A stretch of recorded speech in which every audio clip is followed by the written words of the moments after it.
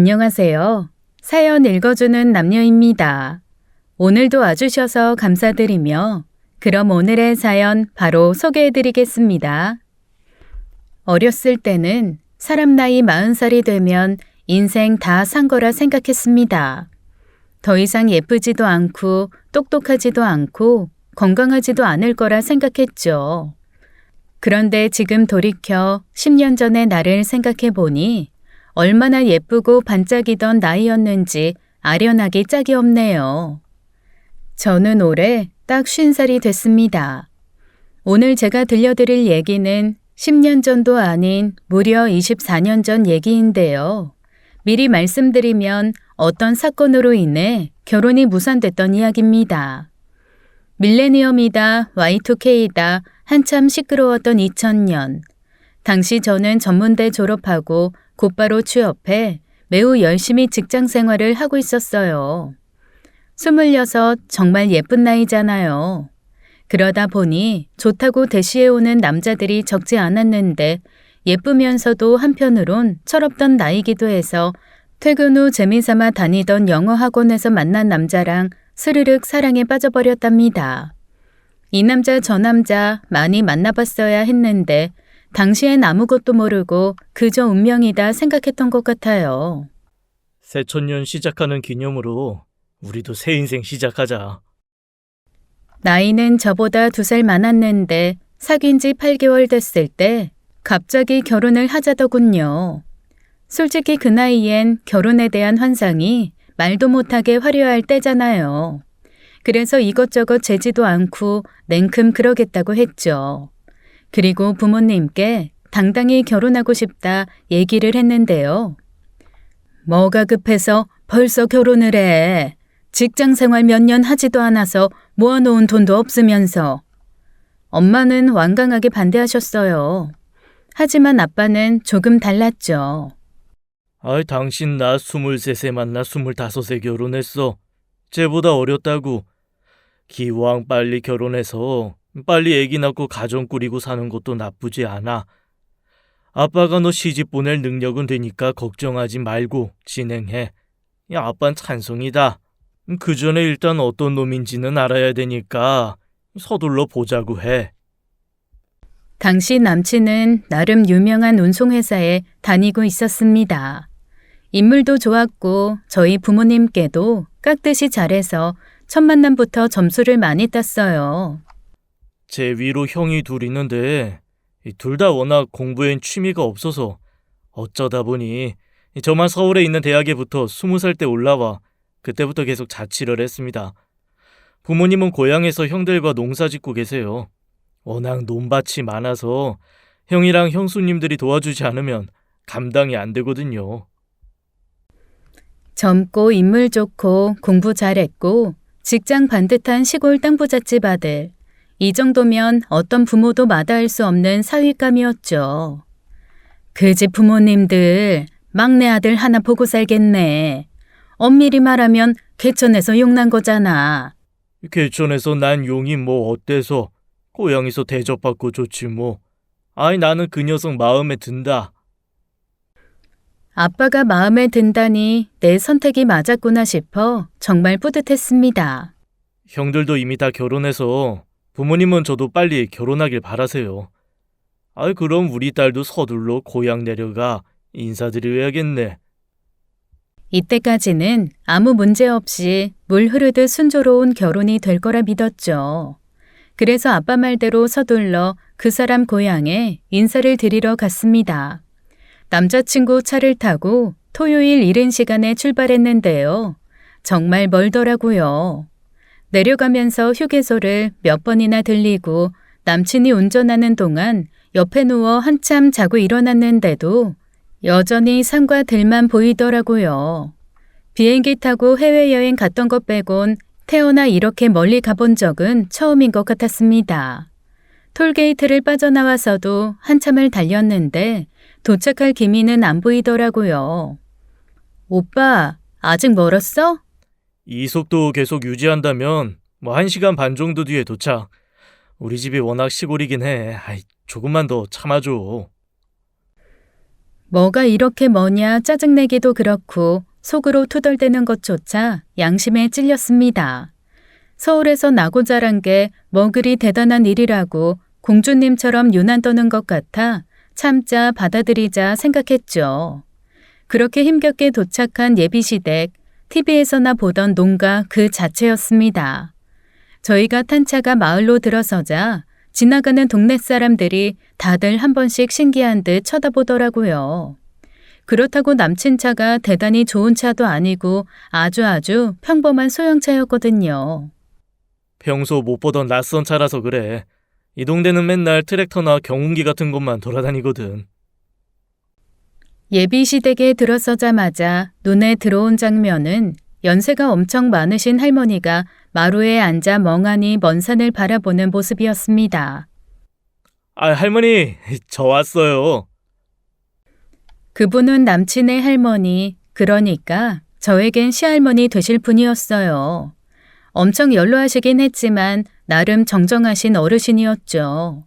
저희가 도착했다는 소식에 시아버지 되실 분도 서둘러 나오셨습니다. 정중하게 인사를 드렸어요. 아이, 먼 길 오느라 고생 많았겠네. 아이, 앉아. 엄마랑 형들은요? 일 나갔지? 금방 올 거다. 말이 떨어지기 무섭게 여러 명의 사람들이 대문으로 들어섰습니다. 시어머니로 보이는 분과 남친을 쏙 닮은 형님 두 분도 함께 들어오셨고 그 뒤로 형수로 보이는 두 명의 여자가 들어서는데 순간 깜짝 놀랐습니다. 두 분 모두 동남아 사람들이더라고요. 어쨌거나 저는 눈이 마주칠 때마다 90도로 깎듯이 인사를 드렸습니다. 널찍한 마루에 동그랗게 둘러앉아 있는 식구들의 시선은 모두 저에게 쏠렸어요. 사실 출발 전부터 준비했던 것들이 많았습니다. 여러 질문이 쏟아질 걸 예상했기에 본관은 어디냐, 무슨 파냐, 부모님 고향은 어디냐, 형제관계는 어떻게 되냐 등등 그에 관한 모범 답안을 착실히 준비해 갔어요. 하지만 힘들게 여기까지 내려왔으면 우리 집 며느리 되기로 작심했다는 뜻이니 이제부터 우리 식구라고 생각해야지 뭐. 아주 심플했습니다. 하지만 아들 자랑은 심플하지 않았어요. 얘는 우리 집안 자랑을 넘어 우리 동네 자랑이야. 이런 시골 깡촌에서 학원 한 번을 안 다니고 공부했는데 서울에 있는 대학에 갔잖아. 천재지 뭐 천재. 어려서 얼마나 영특했는데. 아이, 한글도 자기 혼자 뗐잖아. 다들 농사 짓느라 바빠서 공부 한 번을 안 가르쳤어. 그런데도 1등도 하고 반장도 하고. 와, 누가 들으면 서울대 나와 판검사라도 된 줄 알겠더라고요. 남친이 졸업한 대학은 서울 4년제긴 했지만 솔직히 명문대라고 할 정도의 수준은 아니었거든요. 아무튼 대략 40분간 그 잘난 아들 자랑을 들어야 했습니다. 하지만 워낙 어려운 자리여서 전 그냥 어색한 미소만 짓고 있을 뿐이었죠. 가시방석도 그런 가시방석이 없었기에 밥 주면 먹고 빨리 서울 갔으면 좋겠다라는 생각을 하고 있었어요. 아이, 우리 셋째 며느리가 그래도 속이 참 깊네. 일부러 할머니 생신에 맞춰 내려온 거 보니까. 무슨 소린가 싶었습니다. 어머니, 올 생신은 셋째 손주 며느리 상 받으시네요. 우리 어머니는 참 복도 많으셔. 한 명도 빠짐없이 손주 며느리 생신상을 다 챙겨받고. 생뚱맞은 소리에 본능적으로 남친 얼굴을 쳐다봤는데요. 아무 생각 없이 옆에서 옥수수 처먹느라 저랑 눈도 안 마주치더라고요. 대단하게 차릴 건 없다. 할머니는 미역국만 맛있어도 잘 드시니까. 부엌에 가면 재료는 다 있을 거야. 어디 한번 정성껏 차려봐. 이가 안 좋으시니까 고기 야들야들해질 때까지 되도록 푹 끓이고 냉동실 열면 국거리 옆에 불고기 할 고기는 따로 있을 거다. 너무 짜지 않게 해라. 첫째, 둘째가 많이 도와줄 거니까 힘들지도 않을 거야. 첫째야, 얘 어서 앞치마 내줘라. 당황스러웠어요. 물론 손주 며느리가 시할머니 생신상 차려드리는 게 이상한 일은 아니죠. 하지만 전 아직 며느리가 아니잖아요. 오늘 처음, 아니, 얼굴 본 지 이제 1시간 조금 지났을 뿐인데 느닷없이 생신상을 차리라니요. 아니, 내일 사람들은 몇 명이나 오려나? 한 10명 오겠죠. 늘 그랬으니까. 어쩌면 셋째는 내려왔다는 거 알고 더 올 수도 있겠네. 맞다. 둘째 당숙내외도 온다고 했어요. 10명? 그야말로 어르신 생신이 아닌 마을 잔치 수준이었어요. 그리고 너 쓰던 뒷방도 치워놨다. 이불도 새 걸로 깔아놨어. 아버지가 엊그제 방충망 찢어진 거 새로 갈아놨으니까 벌레 들어올 걱정도 안 해도 돼. 우리 새애기 침대 아니고 욕 깔고 자는 거 괜찮지? 침대든 요든 간에 저는 애당초 자고 갈 생각이 없었거든요. 연애하는 8개월 동안 남친이 혼자 자취를 하고 있었지만 단 한 번도 같이 자본 적 없었어요. 기껏 진도랍시고 나가봤자 차 안에서 키스하고 껴안고 했던 게 전부인데 느닷없이 한 방에서 한 입을 덮고 자라니 그야말로 어안이 벙벙했습니다. 그 와중에 더 놀라웠던 건 두 며느리들의 모습이었어요. 시부모는 말할 것도 없고 본인의 남편들조차 제대로 쳐다보지 못하고 시종일관 고개만 푹 숙인 채 말 한마디 못하고 있더라고요. 첫째, 둘째, 니들 뭐하냐? 빨리 앞치마 갖고 오라니까. 어서 부엌 데리고 가서 뭐가 어디에 있는지 알려줘야지. 하여간 저것들은 뭐 하나 알아서 하는 법이 없어. 다 알아듣는 거 뻔히 아는데 한국말 못 알아듣는 척이나 하고. 답답한 며느리를 둘이나 모시고 사느라 내가 아주 죽을 맛이다. 그때 들었던 생각은 영화 같은 데 보면 좋은 데인 줄 알고 놀러 갔는데 나쁜 마녀에게 붙잡혀 감금되는 스토리 있잖아요. 딱 그 기분이었어요. 그래서 생각했죠. 정신 똑바로 차리자. 괜히 어영부영 시키는 대로 했다가는 발목 잡히겠다. 일단은 필리핀 며느리 중 한 명이 저를 보고 따라오라는 눈치를 주길래 자리에서 일어나 부엌으로 갔습니다. 그리고 슬쩍 남친을 불러냈죠. 잠깐 얘기 좀 하자고요. 왜? 왜? 뭐? 이게 지금 무슨 상황이야? 뭐가? 음식 만드는 거 부담돼서 그러는 거야? 괜찮아. 형수님들이 다 알려줄 거야. 그리고 우리 집 부엌 작년에 현대식으로 바꿔서 일하기도 편해. 옛날식이든 현대식이든 난 못해. 내가 이걸 왜 해야 되는데? 왜 하냐니? 내일 할머니 생신이라니까. 그러니까 할머니 생신상을 왜 내가 차리냐고. 그때 불쑥 남친 어머니가 들어왔습니다. 뭐해? 네가 왜 여기 있어? 넌 운전하느라 피곤하니까 들어가 자고. 새애기 왜? 뭐 문제 있니? 문제 있냐니요. 그럼 이게 정상인가요? 서두르지 않고 뭐해. 앞치마도 아직 안 둘렀네. 부엌 일은 자고로 손이 빨라야 되는 거야. 제대로 못하면 결혼 못 시키니까 그런 줄 알아. 우리 집 며느리 거저대는 거 아니다. 일부러 할머니 생신 맞춰 내려온 거 보니까 자신 있단 뜻인데 내가 꼼꼼히 살필 거니까 대충 할 생각하지 마. 알겠니? 상식적이지 않은 상황임에도 그때 거기에 제 편은 아무도 없었습니다.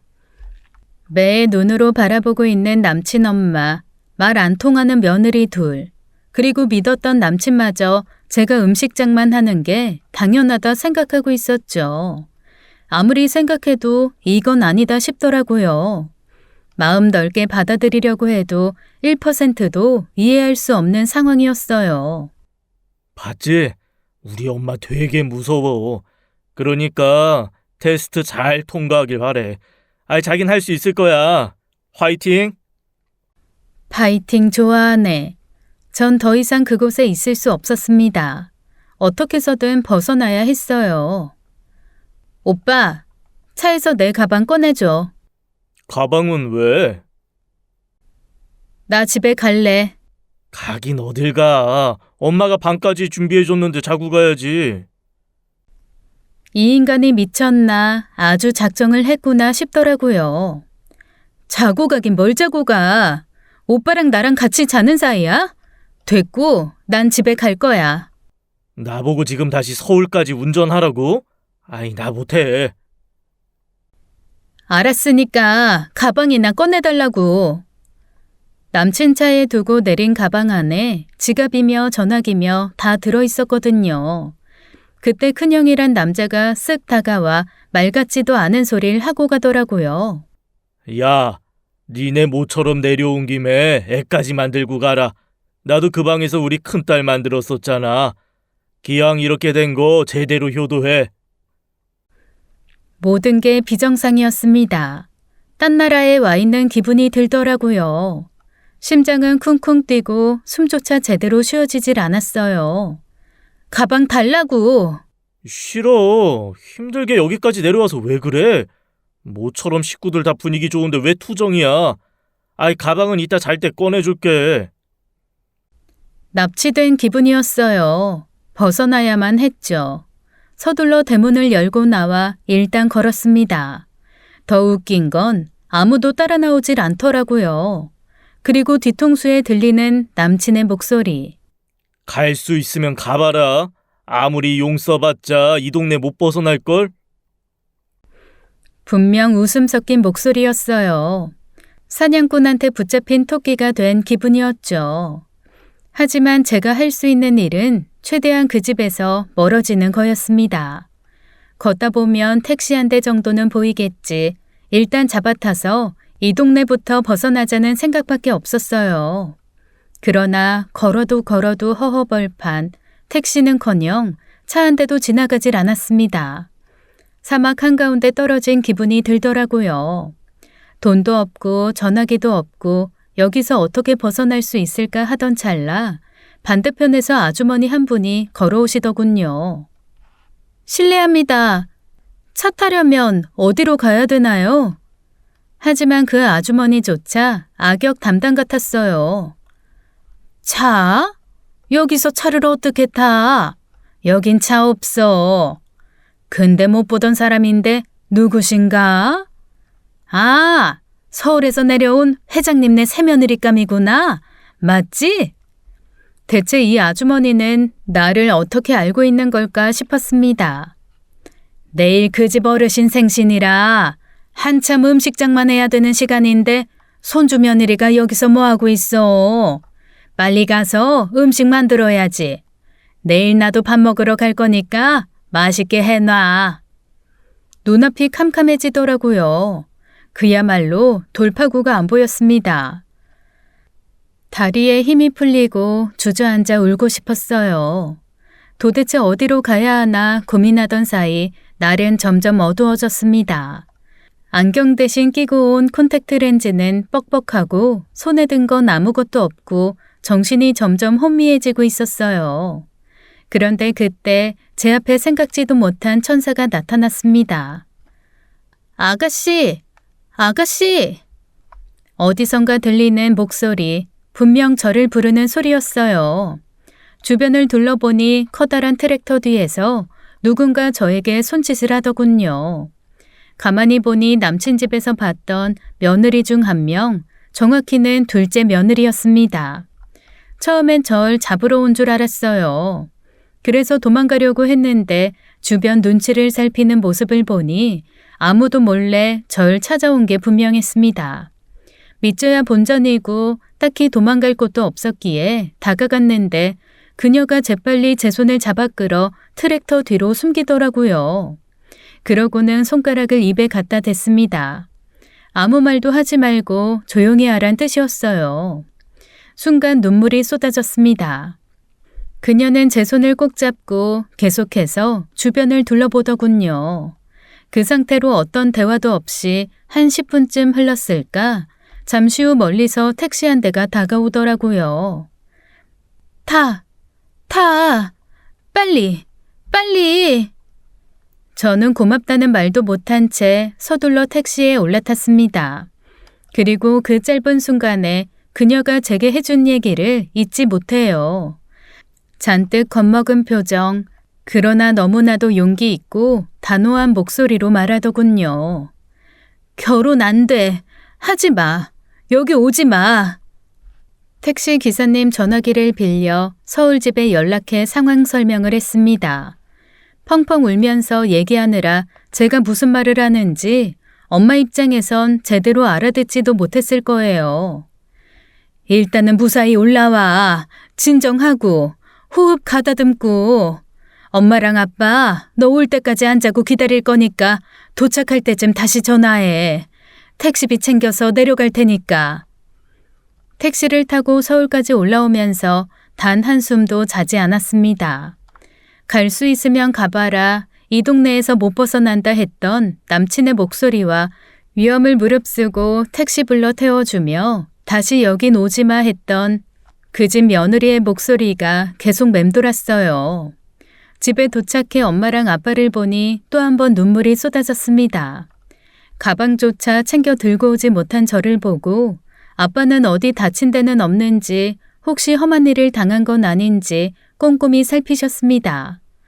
한참 눈물을 쏟아낸 후 차근차근 부모님께 모든 걸 얘기했는데요. 미친 집구석이구만. 요즘이 어느 때인데 그딴 생각을 갖고 있어? 100번 양보해서 평생 시골에서 살았던 사람들이니까 그럴 수 있다고 쳐. 근데 그 자식은 뭐야? 중간에서 커버해주고 챙겨주진 못할 망정 옆에서 옥수수나 처먹고 있었다고? 미친놈 아니야? 솔직히 난 그 자식 별로 마음에 안 들었는데 네 아빠가 좋다길래 그냥 넘어간 거야. 나라고 이럴 줄 알았나? 점잖은 집안인 줄 알았지. 아, 이건 거의 범죄야. 그 자식 전화번호 뭐야? 당장 전화해서 한 소리 해야겠다. 아빠는 본인의 안목이 틀렸다는 것보다 제가 그런 대접을 받았다는 것에 대해 더 많이 화내셨어요. 게다가 다짜고짜 자고 가랬다고. 남의 집 딸을 뭘로 보고 어디 감히 아무 데서나 자고 가라 그래? 나도 그게 제일 화나. 일단 당신은 빠지고 내가 전화할게. 전화번호 뭐야? 평소 엄마 성격에 비추어 보아 전화 받자마자 우다다다 따질 게 분명했습니다. 하지만 엄마는 예상 밖의 모습을 보여주셨어요. 우리 애 지금 방금 집에 도착했는데 자넨 어딘가? 저 시골집에 있는데 서울에 갔다고요? 아이, 저희 가족들이 아까부터 계속 찾고 있었는데. 읍내까지 걸어와서 간신히 택시 잡아탔대. 아무튼 무사히 올라왔으니까 어르신들께는 걱정 말라 전해드리고 자네 내일 서울 오면 잠깐 집에 들려. 결혼식 문제로 내가 할 얘기가 있으니까.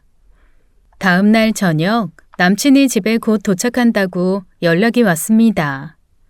너는 방에서 나오지 마. 내가 다 알아서 얘기할 테니까.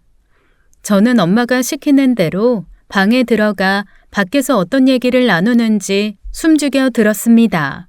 부모님이 걱정을 많이 하셨어요. 거기가 워낙 외진 곳이라서. 당연히 그러셨겠지. 얼마나 놀라셨을까. 죄송하다 꼭 전해드리고. 그나저나 할머니 생신상은 잘 치룬 거야? 선물이라도 사서 보냈어야 했는데. 저는 아침밥 먹자마자 바로 출발하느라 생신상 받으시는 건 못 봤어요. 우리 딸이 아직 철이 없어서 그랬던 거야. 그런 문화가 워낙 낯설어서 생각 없이 서울로 와버린 거지. 미안해. 다 내가 잘못 가르친 탓이야. 내가 자네 얼굴 볼 면목이 없네. 우리 엄마가 왜 저런 소리를 하지? 진심인가? 아니면 다른 생각이 있는 건가? 라고 생각하며 일단은 잠자코 계속 엄마 하는 얘기를 들었습니다. 여러모로 미안한 점은 많지만 그래도 우리 집 사위 될 사람이니까 이해해 줄 거라 믿고 혹시 돌아오는 주말에 시간 좀 내줄 수 있어? 내가 자네랑 같이 갈 곳이 있는데. 대체 엄마는 남친을 데리고 어디로 간다는 걸까? 진짜 예식장이라도 둘러보려는 건가 싶었어요. 토요일 아침 7시까지 우리 집으로 와. 그럼 그런 줄 알고 있을게. 남친이 돌아가고 엄마에게 토요일에 어딜 데려가려느냐 물었어요. 하지만 엄마는 말해주지 않더라고요. 좋은데 데리고 가려는 건 아니니까 신경 쓰지 마. 그 집에서도 며느리 테스트 한다는데 우리 집에서도 사위 테스트 해야 될 거 아니야. 엄마는 오래전부터 지역사회에서 봉사활동을 열심히 하셨습니다. 저희 집이 부유한 편은 아니지만 틈틈이 기부도 많이 하셔서 표창장도 여러 번 받으셨거든요. 때문에 엄마가 남친을 데리고 간 곳 역시 봉사활동이었습니다. 나름 1년 중 가장 큰 행사라고 할 수 있는데 늘 일손이 딸려서 힘들었거든. 그래도 이번엔 든든한 지원군이 생겨서 엄청 든든하네. 그날 엄마가 남친을 데려간 곳은 500포기 김장 담기 봉사활동이었어요. 시골에서 자랐다지만 아들이라고 김치 담그는 건 못 배웠을 텐데 그래도 괜찮지? 특별한 기술 필요한 거 아니야. 그냥 이것저것 날라주고 힘쓰는 일만 도와주면 돼. 요즘 젊은 사람들은 이런 일 안 하려고 하잖아. 그러다 보니 나이 많은 사람들만 참여해서 김장 한번 하고 나면 다들 알아눕더라고. 아마 남친도 눈치챘을 거예요. 자기네 집에서 나한테 했던 일에 대한 복수구나. 하지만 어줍잖은 오기도 발동했을 겁니다. 그럼요. 당연히 해야죠. 다른 것도 아닌 봉사활동인데 저 몸 쓰는 일 자신 있습니다. 처음엔 별거 아니겠거니 생각했을 겁니다. 하지만 김장 500포기가 보통 일은 아니잖아요. 나중에 엄마 얘기를 들어보니 정말 가관이었더군요. 배추 몇 포기 나르지도 않았는데 땀 뻘뻘 흘리고 헥헥대고 말이죠. 힘들어? 무슨 땀을 그렇게 흘려? 날도 서늘한데. 제가 워낙 땀이 많은 체질이라서요. 배추 양념이 워낙 많아 힘껏 버무려 달라고 했더니 얼마 하지도 않고 팔 아프다고 난리를 쳤다더군요. 이 친구 생각보다 약골이네. 그거 조금 했다고 팔이 아파? 제가 원래 어깨가 약해서요. 고등학교 체육 시간엔 팔이 빠진 적도 있어요. 그렇게 봉사활동 다 끝내고 엄마는 남친을 집으로 데려와 밥을 먹였습니다. 그때는 저도 그 자리에 같이 있었어요. 오늘 많이 힘들었지? 안 하던 일 하려니까 많이 힘들었을 거야. 생각보다 힘들긴 하네요. 근데 어차피 결혼하면 김치는 시골에서 보내주실 거라 저희는 일부러 김장할 일 없을 거예요. 자네는 고생 안 하겠지만 우리 애는 고생하겠지. 김장철마다 며느리 내려오라 하실 거잖아. 그렇긴 한데 형수님 2분 계셔서 그렇게 힘들진 않을 거예요. 그래? 근데 어쩌나? 우리 애는 못 내려보내는데. 네? 식사를 다 끝내고 그제야 엄마는 진짜 하고 싶은 말을 하셨습니다. 그 집은 할머니 생신상 차리는 게 며느리 테스트였다면서? 우리 집은 김장이 사위 테스트야. 근데 자네는 그 테스트 통과 못했어. 그래서 결혼 못 시킬 것 같아. 우리 집 사위 자격 미달. 나는 우리 딸 건강한 남자한테 시집 보내고 싶거든. 자네 같은 약골한테 보낼 순 없어. 여하튼 오늘 고생 많았네. 안타깝지만 우리 인연은 여기까지인가 봐. 그때 남친이 저를 보더라고요. 뭐라고 한마디 해달라는 식으로요. 하지만 저는 남친이 옥수수만 먹고 있던 그때처럼 야금야금 귤을 까먹기만 했습니다. 그때 저는 그 사람에 대한 모든 마음이 정리된 상태였거든요. 집으로 돌아간 남친에게 계속 전화가 왔지만 받지 않았어요. 거의 1분 간격으로 도착하는 메시지도 읽지 않았습니다. 다음 날 오후 남친이 회사로 찾아왔더군요. 물론 예상하고 있었습니다. 너희 부모님 일부러 나 부려먹은 거지? 그럼 일부러 부려먹지. 어쩌다 보니 부려먹겠어? 니네 부모님도 참 대단하다. 어떻게 딸 남자친구한테 그럴 수 있냐? 아들 여자친구한테 생신상 차리라고 하는 건 괜찮고? 그건 며느리니까. 이게 무슨 논리야? 나는 오빠네 며느리인데 오빠는 우리 집에서 딸 남친이라는 거야? 이게 말이 된다고 생각해? 이런 사람이라는 거 왜 진즉에 몰랐을까? 온몸에 소름이 돋더라고요. 어차피 며느리 데리고 내려갔던 거잖아. 며느리가 음식 좀 하는 게 그렇게 이상해? 응, 이상해. 보자마자 부엌일 시키는 것도 이상하고 무엇보다 자고 가라고 이불 깔아주는 게 제일 이상해. 내가 팔려왔어? 내가 오빠네 노예야? 일하라면 일하고 자고 가라면 자고 가야 되는 거냐고. 아이, 그거야 어차피 결혼할 사이니까. 오빠네 형도 되게 저질이더라.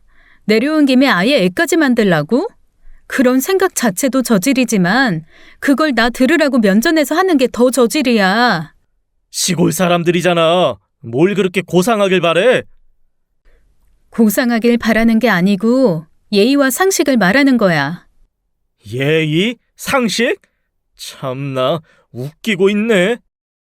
그 사람에 대한 정은 떨어질 대로 떨어져 이미 부스러기조차 남아있지 않았지만 그 웃기고 있네라는 말로 완벽하게 정리되더라고요. 하지만 진짜 마침표를 찍을 일이 남아있었습니다. 그때 내가 집에 간다고 가방 달라고 했을 때 왜 안 줬어? 너 같으면 순순히 내주겠냐? 그리고 가방 없이 집에 간다니까 갈 수 있으면 가보라고 비웃었지? 너 그래도 갔잖아. 택시비 수억 나왔겠더라. 설마 이제 와서 택시비 달라는 건 아니겠지? 저도 안 받아. 대신 조만간 경찰서에서 연락 갈 거야. 그러니까 조사받을 준비나 하고 있어. 그리고 저는 자리에서 일어났습니다. 경찰서라니, 아이, 조사라니. 그 사람은 경찰서라는 말에 깜짝 놀랐는지 벌떡 일어나 제 팔을 잡았지만 몸에 손 닿는 것조차 소름 끼쳐 세게 뿌리치고 나와버렸어요. 물론 묻는 말에 대답도 해주지 않았고요. 저희 큰아빠가 지금은 은퇴하셨지만 당시엔 경찰서 간부셨습니다. 아빠가 제가 그 사람 집에서 당한 일을 큰아빠에게 말씀하셨고 큰아빠도 역시 놀라셔서 정식으로 고소장 접수하라고 하셨다네요. 그 후로 수차례 남친에게 연락이 왔고 모르는 번호로도 전화가 많이 왔지만 받지 않았습니다. 그리고 며칠 후 니깎게 뭔데 우리 아들을 고소하냐며 그 사람 엄마에게 문자가 왔어요. 물론 그 역시 답장하지 않았죠. 그리고 저는 전화번호를 바꿔버렸습니다. 아까 큰아빠 연락 왔는데 그 사건 검찰로 넘어갔대. 그 동네 관할 경찰서까지 연락 갔을 테니 그 집도 지금 한창 시끄러울 거다. 확 그냥 실형이나 때려 맞아라. 결국 그는 실형은 피했지만 위력에 의한 감금으로 벌금형을 받긴 했습니다. 완벽하게 통쾌하진 않았지만 그래도 나름 속 시원하긴 했어요. 그렇게 저는 그와 깨끗하게 결별하게 되었죠. 하지만 2년보다 악연이 더 질긴가 봐요. 정확히 3년 후 그 사람은 다시 저를 찾아왔습니다. 엄마 말대로 아직 20대인데 결혼을 급하게 서두를 필요는 없었습니다. 한때 사랑이라 믿었던 물살에 휘말려 이리저리 휘둘렸지만 그때 그 일을 겪고 정신을 바짝 차리게 됐거든요. 나 때야 27, 8 넘기면 곧바로 노처녀 소리 들었지만 요즘엔 30 훌쩍 넘어도 괜찮아. 네가 뭐가 급해 결혼에 목을 매. 아직 한참 예쁘고 정년 보장까지 되는 회사에 다니는데. 맞는 말이었어요. 사실 그때도 결혼이 급해서 서둘렀던 건 아니었기에 이후에도 딱히 초조해하진 않았고 그저 회사 일과 여행에 빠져 살았습니다. 한 번은 친구들과 필리핀에 놀러 갔던 적이 있는데 그때 문득 생각난 사람이 있었어요. 저에게 택시를 태워주었던 그 집 며느리. 언젠가 한 번은 꼭 다시 만나 고마웠다고 인사하고 싶었는데 그럴 수 없는 상황이라 그저 안타까워할 뿐이었죠. 전 남친의 소식을 다시 듣게 될 줄은 정말 상상도 못했고 되도록 안 듣고 싶었습니다. 어디서 어떻게 살든 나하고는 상관없는 일이다 생각했는데 정말 의외였어요. 어느 날 대학 동창에게 뜬금없이 연락이 왔습니다. 저에게 연락을 한 친구는 졸업 후에도 자주 만났던 친구인데요. 동창들 중에서 가장 먼저 결혼한 친구기도 합니다. 전 남친과 연애하던 시절 맥주를 마시다 우연히 그 친구 커플과 합석을 한 적이 있었어요. 당시 친구는 결혼 날짜를 잡아놓은 상태였죠. 오늘 하루 종일 여기저기 돌아다니면서 혼수 보러 다녔거든. 예산은 얼마 안 되는데 뭐가 이렇게 다 비싼지.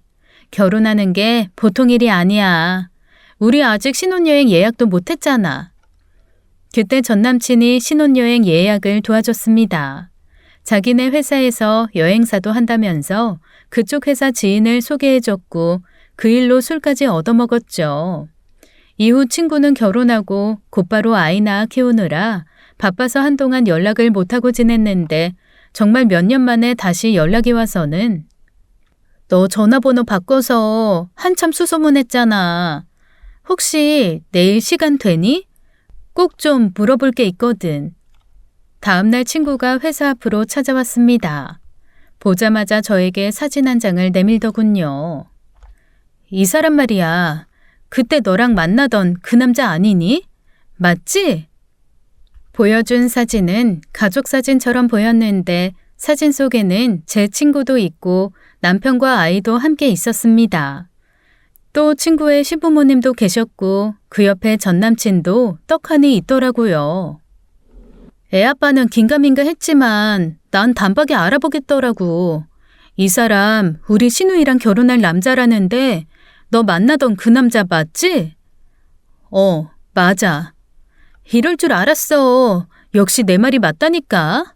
분명 네 남친이었고 우리 신혼여행 소개해줬던 사람이 맞는데 그렇다고 대놓고 물어볼 수가 없더라고. 이 사람 얼마 전에 우리 시댁에 인사 왔었어. 이거 그때 찍은 사진이거든? 우리 신우 곧 날 잡을 분위기야. 그 인간 결혼이 급하긴 한가 보다. 아니 노예 며느리가 급하긴 한가 보다 싶더라고요. 어쨌거나 신우한테는 끝까지 입 다물어야겠다. 사실 난 너가 이 남자랑 결혼할 줄 알았거든. 그렇다고 너 기분 나쁘라고 일부러 확인하는 건 아니야. 설마 기분 나쁜 건 아니지? 기분 하나도 안 나빠. 근데 이 결혼 못하게 해야 돼. 나 때문이 아닌 니네 신우를 위해서라도. 저는 그때 제가 겪었던 일을 친구에게 모두 털어놨습니다. 하나도 보태지 않았고 하나도 빠뜨리지 않고 있는 그대로만 얘기했어요. 이런 미친! 우리 신우 어쩜 좋니? 자기 곧 시집 간다고 아주 난리도 아니야. 우리가 냉장고 사주기로 약속까지 했는데. 말려. 무조건 말려. 시집 안 가고 늙어 죽는 한이 있어도 이런 집에 시집 가면 안 돼. 전 남친 결혼하는 게 못마땅해 일부러 뜯어말리는 거라 보여져도 상관없었습니다. 친구의 시누이가 아닌 생판 모르는 남이라고 해도 말리고 싶었거든요. 그리고 그날 밤 친구에게 다시 전화가 왔습니다. 일단 시부모님한테는 얘기 안 했고 신우한테는 말했거든? 우리 신우가 자기 좀 만나줄 수 있냐고 묻던데 너 괜찮겠어? 얼마든지요. 다음날 당장 친구와 함께 친구의 신우를 만났습니다. 있는 그대로 얘기했어요. 하나부터 10까지 다요. 혹시 시골집엔 가봤어요? 안 그래도 우리 집에 인사 있으니 시골집에도 인사드리러 가자고 했는데 지금 한창 농번기라 바쁘다고 결혼식 날 잡고 천천히 가자길래 그러겠다고 했어요. 결혼 날짜는 그쪽 집에서 용한데 가서 택일 받을 거라고 했고요. 농번기라 바쁘긴 하겠지만 그 집 일은 죄다 아들 내외가 하는데 부모님이 바쁠 건 없죠. 혹시 며느리 테스트해야 된다는 말은 안 해요? 했었어요. 그게 대체 무슨 테스트냐고 물었더니 자세한 말은 안 해줬어요. 별거 아니라는 듯이 그냥 웃고 넘어가던데요. 형수들 얘기는 안 해요? 거기 형수들이 둘이나 있는데. 형님 둘 다 국제 결혼했단 얘기만 했어요. 그래서 자기는 꼭 한국 여자랑 결혼해야 된다고. 어머니가 말 통하는 며느리 얻고 싶다고 하셨대요. 쉽게 말 통하는 며느리보단 쉽게 부려먹을 며느리가 필요하겠죠. 첫째, 둘째 며느리 모두 동남아 사람이거든요. 친구의 신우는 적잖이 놀라는 것 같았습니다. 며느리 둘 다 동남아 사람이라 이상한 게 아니에요. 며느리를 대하는 태도가 문제죠. 말 안 통하는 남의 나라 사람이라고 시종일관 하인 다루듯 하더라고요. 진짜 무식하다 무식해. 어떻게 보면 그게 다 나라 망신시키는 거잖아. 두 사람이 어디서 어떻게 만났는지 얼마나 사랑하는 사이인지는 모르지만 그때 제가 가장 실망했던 건 바로 그 사람이에요. 자기네 집에서 며느리를 노예처럼 부리는 걸 당연하게 생각했거든요. 내가 결혼을 깬 가장 큰 이유가 바로 그거예요. 친구도 친구 신우도 거의 넋이 나간 모습이었습니다. 잠시 후 친구 신우는 눈물까지 뚝뚝 흘리더라고요. 그럴만도 하죠. 철석같이 믿었던 남친, 그리고 그 집안의 실체를 알게 됐으니까요. 내 얘기 믿어줘서 고마워요. 혹시라도 안 믿어주면 어떡하나 걱정 많았거든요. 그래도 믿든 안 믿든 일단 알려줘야 된다고 생각했어요. 얘기를 다 마치고 자리에서 일어날 때 저는 한마디 덧붙였습니다. 그래도 나한테는 안 그러겠지라는 생각에 굳이 결혼하겠다면 안 말려요. 내가 괜히 심술 부려서 이상한 얘기 지어내는 거라고 생각해도 괜찮고요. 하지만 아무리 좋아도 전과자랑 결혼할 순 없잖아요. 잘 알아보고 결정하길 바래요. 이후의 상황이 궁금했지만 제가 먼저 연락하진 않았습니다. 어쩌면 그냥 결혼할 수 있겠다는 생각도 들었거든요. 그런데 한 달쯤 지났나 친구에게 연락이 왔습니다. 우리 신우 결혼 접었어. 그것 때문에 집안이 아주 발칵 뒤집혔었다. 신우가 남친에게 일방적으로 이별 통보를 했대요. 그냥 마음이 식었다고요. 그래서 그 남자가 집까지 찾아와 신우와 부모님 붙잡고 애걸복걸 했다네요. 우리 신우가 그러더라고. 너한테 들은 얘기는 절대 하지 말라고. 어쩌면 괜히 너한테 해코지 할 수도 있다고. 고맙더라고요. 내 얘기를 믿어준 것도 고마웠고 나를 챙겨주는 것도 고마웠어요. 그런데 우리 신랑이 문제야. 거기다 대고 뭐라고 했는 줄 아니? 아이, 당신 나 기억 안 나? 당신이 우리 신혼여행 소개해줬잖아. 처음부터 낯이 좀 익다 생각했는데 그때 같이 있던 여자랑도 결혼 직전까지 갔다가 깨졌다며. 주책. 내가 그렇게 입 조심하라고 했는데도 그걸 못 참고 얘기하더라. 그러니까 당분간 너 조심해. 진짜 해코지라도 할까봐 겁난다. 순간 살짝 겁이 나긴 했지만 한편으로는 그래 어디 올 테면 와봐라 하는 생각도 들었습니다. 근데요, 며칠 후 진짜 찾아왔더라고요. 퇴근을 하려는데 회사 건물 앞에서 담배를 피다 저를 발견하고 다가오는 남자, 바로 그 사람이었어요. 칼퇴근하네. 내가 여기 왜 온 줄 알지? 저에 대한 감정이 좋을 리 없다는 걸 알았지만 참 당당하고 뻔뻔하더군요. 오랜만에 얼굴 보는데도 예의 따윈 없더라고요. 왜? 너 나한테 아직 미련 있냐? 나 만나러 직접 찾아온 건 오빠인데 그게 나한테 할 소리야? 네가 나 싫다고 간 거잖아. 나 너 때문에 벌금 500이나 냈어. 그래서 돈 달라고 온 거야? 빚쟁이도 아니고 지금 뭐 하자는 거야? 우려했던 일이 벌어졌지만 막상 얼굴을 보니 담담하더라고요. 오히려 이 인간 참 한심하구나 하는 생각이 들었어요. 너가 헤어지자고 해서 헤어진 건데 나 결혼한다니까 속 쓰리고 막 그래? 할 얘기 있으면 똑바로 말해. 빙빙 돌리지 말고. 유치하니까. 유치한 건 너지. 전 남친 결혼이나 깨고 말이야. 왜? 내가 갖긴 싫은데 남 주기는 싫다 이거냐? 그쪽에다 대체 무슨 얘기를 했길래 결혼을 코앞에 두고 못하겠다는 말이 나와? 그 남자 눈에 쌍심지가 켜지더군요. 하지만 전 잘못한 게 없었기에 괜히 주눅들 필요도 없었습니다. 내가 무슨 얘기를 해서가 아니라 너희 집에서 사람을 그렇게 취급했기 때문이야. 며느리 노예 부리듯 하는 집이 정상이라고 생각하니? 그래서 네가 그날 우리 할머니 상을 차리길 했어? 아니면 생글생글 웃으며 비위를 맞추길 했어? 네가 뭘 했는데? 할 수도 없고 하면 안 되는 일이기 때문에 안 하고 도망간 거야. 그날 잘못한 게 나고 너랑 너희 집 사람들은 죄가 없다고 치자. 근데 벌금은 왜 너가 물었을까? 내 잘못이면 내가 벌금형을 맞았겠지.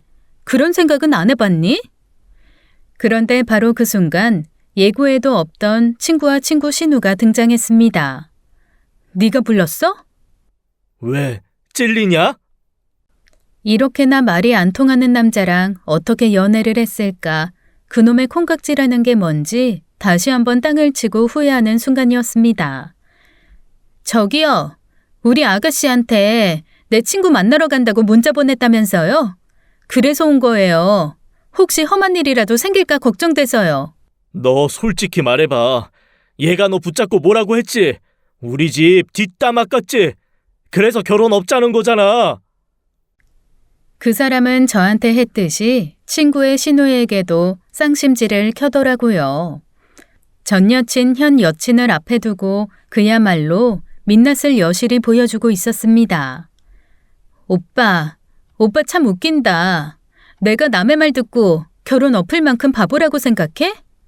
그럼 뭔데? 갑자기 왜 이러는데?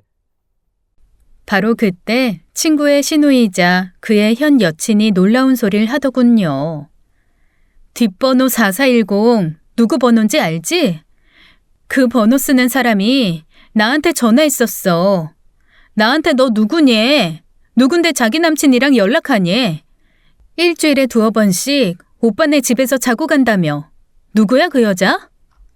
친구의 신우가 결혼을 깬 진짜 이유는 바로 그 사람의 양다리가 이유였어요.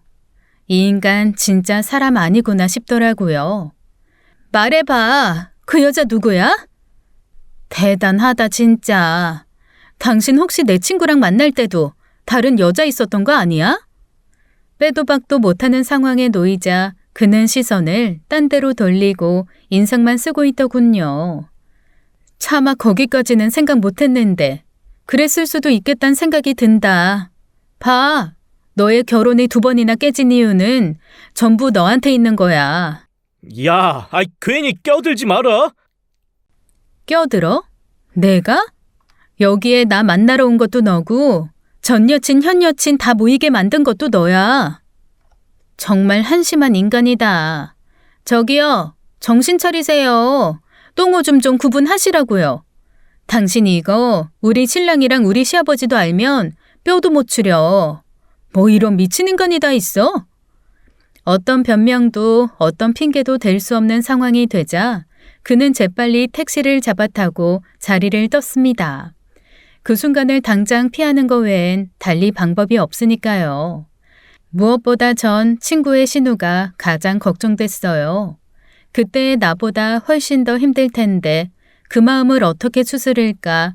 당연히 자리에 주저앉아 울고불고 할 줄 알았는데 다행히도 어이없다는 듯 순웃음 짓는 걸 보니 생각보다는 쉽게 극복하겠구나 싶더라고요. 이후 그의 소식은 듣지 못했습니다. 듣고 싶지도 않았어요. 어디서 또 노예 며느리 찾아 헤매겠죠. 저는 32살 되던 해에 결혼을 했습니다. 신랑은 저와 같은 회사 입사 동기인데요. 둘이 동시에 대리 타이틀을 달던 해에 함께 중국으로 출장 갔다가 서로 눈이 맞아 사내 연애를 시작하게 됐어요. 결혼 결심하고 처음 시댁에 갔을 때 시어머니가 음식을 하시다 국이 끓어 넘치는 일이 있었습니다. 제가 불 끄겠다고 달려가는 걸 보고 남편이 했던 말이 아직도 기억납니다. 잘 지내서 노예 되려는 거야? 분명히 말하지만 우리 엄마가 시킨 거 아니다. 자기 스스로 하겠다고 한 거야. 입사 동기이다 보니 남편도 제 전남친에 대해 다 알고 있었거든요. 결혼하고 처음 맞는 여름 휴가 때 우연히 전남친 시골집 가까운 곳으로 여행을 가게 됐습니다. 그 사이 넓은 고속도로가 뚫려 예전보다 훨씬 수월하게 갈 수 있더라고요. 다른 건 기억하고 싶지 않았지만 그때 저에게 택시를 불러줬던 그 집 둘째 며느리는 늘 걱정이 됐거든요. 그래서 넌지시 신랑에게 얘기했어요. 기왕 온 김에 그 동네 한번 돌아보고 갈까? 드라이브 겸. 이제는 무서울 것도 없겠다. 트라우마도 극복할 겸 그때 그 동네를 쭉 둘러봤는데 여전히 그때랑 변한 건 없었지만 딱 하나 제가 갔었던 그 집에 마을 회관이 들어서 있더군요. 어지간해서 이 동네 뜰 사람들도 아니고 집 팔고 다른 곳으로 이사 갔나 싶었어요. 그래도 자꾸 둘째 며느리 생각이 나서 혹시나 볼 수 있지 않을까 싶어 천천히 계속 둘러봤습니다. 하지만 만날 수는 없었죠. 그리고 문득 친구의 신우 생각도 나더라고요. 그래서 오랜만에 친구에게 연락을 했습니다. 우리 신우 그 일 있고 곧바로 캐나다로 유학 갔어. 지금 거기서 외국인 만나서 연애 중이래. 우리 시아버지 외국인 사위 생기는 거 아니냐고 잔뜩 기대 중이야. 맞다. 외국인 사위 얘기 나와서 말인데 그때 그 남자랑 결혼 작살나고 그 집 엄마가 우리 시어머니한테 전화했었다? 자기 아들 양다리 용서해달라고. 솔직히 남자가 그럴 수도 있는 거 아니냐고. 정말 미친 노인네 아니니? 네, 우리하고는 상식 자체가 다른 사람들이었어요. 그래서 우리 시어머니가 말 같지도 않은 소리 하지 말라고 했는데 대뜸 자기 분에 못 이겨서 한다는 소리가 안 그래도 둘째 아들 이혼해서 정신 사나운데 왜 별것도 아닌 것 같고 유난 떠냐고 했단다. 둘째 며느리가 이혼했대? 이혼한 건지 도망간 건지 알게 뭐야. 솔직히 한국 여자든 필리핀 여자든 그런 집에서 어떻게 사니? 하여간 그 노인네 부려먹일 사람 없어지니까 아쉽긴 했겠다. 이혼했다는 소리에 더욱더 그녀가 만나고 싶어졌어요. 하지만 찾을 방법이 막막했습니다. 이미 자기네 나라로 가버렸으면 그만이니까요. 곰곰이 기억을 더듬어 봤어요. 그녀는 어떻게 한국으로 시집오게 됐을까? 그런 경우 대부분 국제결혼 주선해주는 곳에서 연결해주지 않나? 그 동네 국제결혼 사무실에 물어봐봐. 하지만 이름도 나이도 몰랐기에 선뜻 묻기도 힘들었죠. 그래도 혹시나 하는 마음으로 그 지역 국제결혼 회사를 검색해 봤는데요. 딱 한 군데 나오길래 용기 내 전화를 걸었습니다. 그나마 다행인 건 둘째 형의 이름은 알고 있었거든요. 하지만 회장님네 둘째? 네, 우리 회사 통해서 결혼한 게 맞습니다. 보통은 남자가 나이 40 훌쩍 넘었을 때 동남아 며느리 찾는데 그 집 둘째 아들은 워낙 내세울 게 없는 모질이라서 일찌감치 동남아 며느리 찾으셨어요. 근데 그건 왜 물어보실까? 그 둘째 며느리랑 연락을 하고 싶어서요. 이름이나 나이 좀 알 수 없을까요? 죄송합니다. 그건 개인정보라서 더 이상 알려드릴 수는 없어요. 게다가 이제는 그 집 며느리도 아니라서 저희도 알고 있는 정보가 별로 없습니다. 참 이상하죠? 더 이상 찾을 길이 없어지니 만나고 싶다는 간절함이 점점 더 커지더라고요. 그런데 그 무렵 그녀에 대한 또 다른 소식을 전해준 건 저희 아빠였습니다. 아빠 생신이라 친정에 갔는데 큰아빠가 그러는데 이 큰아빠 친한 동료가 그 동네 관할경찰서로 발령받아 내려갔대. 그래서 혹시 그 집 아냐 물었더니 알아도 너무 잘한다면서 외국인 며느리 부려먹는 것도 모자라 외국인 노동자들 고용해서 급여도 안 주고 착취하는 바람에 여러 번 신고가 들어왔대. 그래서 이것저것 찾아보니까 가정폭력 신고도 한두 건이 아니었단다. 너 그 집에 시집 안 간 거는 천운이야, 천운. 가정폭력이라 동남아 며느리들 시골로 시집와서 맞고 산다는 뉴스를 몇 번 봤는데 어쩌면 그녀도 그랬겠다 싶어 너무너무 신경 쓰이더라고요. 지금은 어디에서 어떻게 살고 있을까? 그때 제 표정을 읽었는지 아빠가 묻더군요.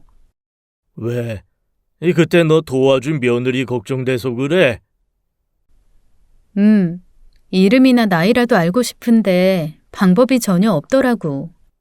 그래도 이제는 그 집 며느리 아니니 얼마나 다행이냐. 자기네 나라 가서 잘 살고 있겠다 생각해야지. 말은 그렇게 했지만 아빠도 영 신경이 쓰이셨나 봐요. 며칠 후 저에게 메시지를 보내셨더라고요. 나이는 너보다 2살 어리고 이름도 알아냈는데 이건 읽기도 어렵다. 딱 여기까지. 아마도 큰아빠 통해서 알아내셨겠죠. 아빠가 보내준 그녀의 이름을 보고 저는 곧바로 페이스북을 뒤졌습니다. 워낙 이름이 특이해서 쉽게 찾을 수도 있겠다는 생각이 들더라고요. 역시나 딱 나오더라고요. 정말 어찌나 반갑던지 그 순간 저도 모르게 소리를 쳤다니까요. 깜짝이야. 당신 결국 찾았구나. 불굴의 의지다 진짜. 그녀에게 곧바로 메시지를 보냈습니다. 날 기억할지 모르겠지만 난 당신을 잊어본 적이 없어요. 당신은 나에게 너무나도 특별하고 너무나도 감사한 사람이에요. 지금 내가 누리는 행복에 당신 덕이 얼마나 큰지 몰라요. 고맙다는 말 전하지 못해서 늘 아쉬웠는데 이렇게라도 감사 인사할 수 있어서 다행이네요. 늘 건강하고 행복하길 바랄게요. 그리고 제 전화번호도 남겼어요. 며칠간 답장이 없더라고요. 그러다 일주일쯤 지났을까? 답장을 받았습니다. 어찌나 반갑던지 눈물이 왈칵 나더라고요. 그때 제가 임신 8개월이었는데 바로 그 순간 뱃속 아이도 갑자기 요동을 치더군요. 꼭 통화하고 싶다고 다시 답장했더니 곧바로 전화번호를 알려줬습니다. 그렇게 딱 7년 만에 그녀와 대화를 하게 됐죠. 안녕하세요. 반가워요. 당신 기억해요. 한국말을 이렇게 잘하는지 그때는 얘기 나눌 수 없어서 전혀 몰랐어요. 남편하고 시어머니 몰래 한국말 공부 열심히 했어요. 그런데 한국말 모르는 척 했어요. 잘했어요. 정말 잘했어요. 난 그 남자랑 헤어지고 다른 남자랑 결혼해서 지금 임신 중이에요. 곧 아들 태어날 거예요. 축하해요. 난 남편하고 이혼했어요. 시어머니가 자꾸 때렸어요. 남편도 도와주지 않았고요. 그때 당신처럼 빨리 도망가고 싶었어요. 지금은 어디예요? 필리핀에 있는 거예요? 네, 도망가지 않고 정식으로 이혼했어요. 위자료도 조금 받았어요. 대전에 살고 있는 필리핀 친구가 도와줬어요. 그리고 필리핀으로 다시 왔어요. 다행이에요. 난 당신 덕에 지금 행복을 누릴 수 있는 것 같아요. 나도 지금 행복해요. 필리핀 와서 다시 결혼했어요. 난 쌍둥이가 있어요. 잘 지낸다니 행복하다니 가슴속에 남아있던 무언가가 탄산수가 터지듯 시원해지는 느낌을 받았습니다. 아기 낳을 때 너무 아파요. 하지만 너무 행복해요. 당신도 행복할 거예요. 꼭 기억할게요. 정말 고마워요. 늘 기도할게요. 아이 낳으면 또 연락할게요.